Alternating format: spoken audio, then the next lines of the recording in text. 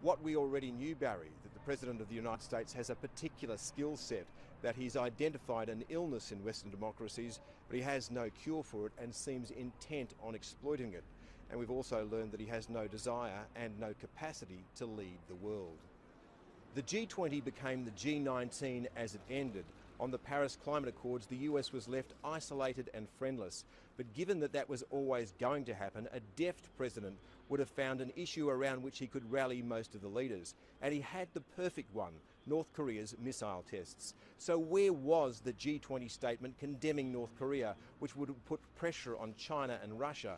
Other leaders expected it. They were prepared to back it, but it never came.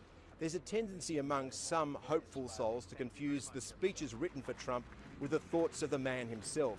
He did make some interesting scripted observations in Poland about defending the values of the West, and he's in a unique position. He's the one man who has the power to do something about it.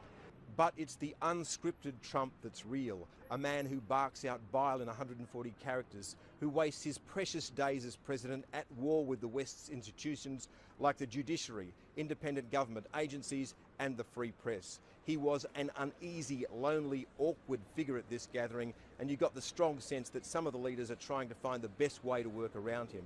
Donald Trump's a man who craves power because it burnishes his celebrity.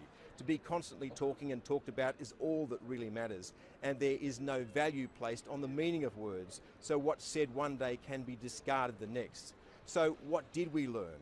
We learned that Donald Trump has pressed fast forward on the decline of the United States as a global leader.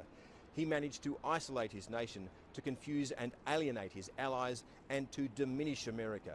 He will cede that power to China and Russia, two authoritarian states that will forge a very different set of rules for the 21st century. Some will cheer the decline of America, but I think we'll miss it when it's gone. And that's the biggest threat to the values of the West, which he claims to hold so dear.